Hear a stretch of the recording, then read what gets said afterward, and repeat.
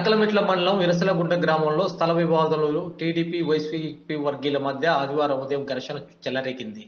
ఘర్షణలో TDP YCP చెందిన 5 తీవ్ర గాయాలయ్యాయి. గాయపడిన వారిని పొదిలి ప్రభుత్వ వైద్యశాలకు తరలించి ప్రథమ చికిత్స అనంతరం ఇద్దరిని మెరుగైన చికిత్స కోసం ఒంగోలు తరలించారు.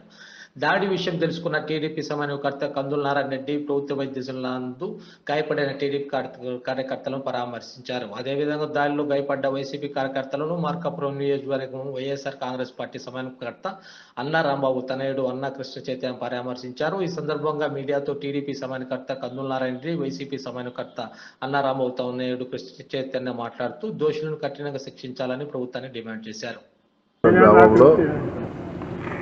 ఈ ఉదయం వైసీపీ ముక్కలు తెలుగుదేశం పార్టీ కార్యకర్తపై దాడి చేసి రాళ్లతోటి గుడ్డలతో దాడి చేయడం జరిగింది. దీనివల్ల తెలుగుదేశం పార్టీ కార్యకర్త చాలా సీరియస్గా అయితే ఒంగోలు తప్పిస్తూ ఉంది. ఈ వైసీపీ వాళ్ళకి ఇంకా వాళ్ళ యొక్క మూడు మారలేదు.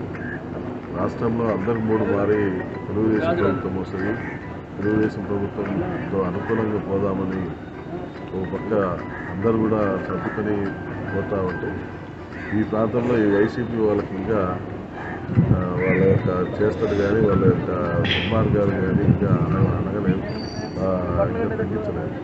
ఇంకా దుర్మార్గానికి గురిపెడతా ఉంటే తప్పకుండా వీళ్ళ మీద యాక్షన్ తీసుకునే విధంగా మేము అధికారులను ఒత్తిడి తీసుకుని వస్తాం. అధికారులు స్పందించకపోతే తర్వాత మేము ఈ 15 రోజుల తర్వాత ఎలాగో మా గవర్నమెంట్ వస్తుంది.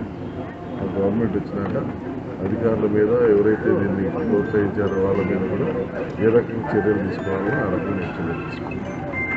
కాన్స్టిట్యున్సీకి చెందినటువంటి మా ఇస్లాంగుంట గ్రామంలో కూలి పని చేసుకుంటూ ఎక్కడో జీవనాధారం సాధించేటటువంటి మా పార్టీ యొక్క కార్యకర్తలు ఈరోజు గ్రామానికి రావుగా అక్కడ ఉన్నటువంటి తెలుగుదేశం పార్టీ అపోజిషన్ వ్యక్తి వారి మీద ఇంటికి వెళ్ళి దాడి చేయడం అనేది ఎంతో దారుణమైనటువంటి పరిణామంగా నేను దీన్ని భావిస్తూ ఉన్నాను. గ్రామంలో అందరూ కూడా ఒక అన్నదమ్ములు అట్టచెల్లెల వల్లే సోదర భావంతో ఉండాల్సినటువంటి పరిస్థితుల్లో వీళ్ళు రాగద్వేషాలను పెంచుకొని వారి ఇంటిపైకి కత్తులతో దాడికి వెళ్ళడం అనేది మేము తీవ్రంగా ఖండిస్తూ ఉన్నాము. ఈరోజు జరగకూడదు ఏదైనా జరిగే మాట అయితే ఆ కుటుంబం ఏమైపోతుంది. దానికి వైఎస్ఆర్ కాంగ్రెస్ పార్టీ తరఫున మేమంతా కూడా సపోర్టుగా ఉంటామని చెప్పేసి తెలియజేస్తూ తెలుగుదేశం పార్టీ నాయకులను మేము గట్టిగా చెప్తా ఉన్నాము. ఇది మంచి సాంప్రదాయం కాదు. గ్రామాలలో ఎటువంటి ఇబ్బందులు లేకుండా అందరం గ్రామాలను డెవలప్ చేసుకునేదానికి రాజకీయం చేయాలి తప్ప మర్డర్లు చేయడానికి లేదా దాడులు చేసుకోవడానికి మటుకు కాదని చెప్పి తెలియజేస్తూ ఉన్నాను. వారు ఎక్కడో పొట్ట కూటి కోసం అని చెప్పేసి బతుకుతూ జీవనాధారం హైదరాబాద్ దగ్గరలో ఎక్కడో జీవనాధారం సాధిస్తూ గ్రామానికి చుట్టం చూపుగా వచ్చినటువంటి వాళ్ళని భయభ్రాంతులను చేసేదానికోసం అని చెప్పేసి ఈ విధంగా చేయడం అనేది చాలా దారుణమైనటువంటి చర్య. ఈ విధంగా చేసిన వాళ్ళ మీద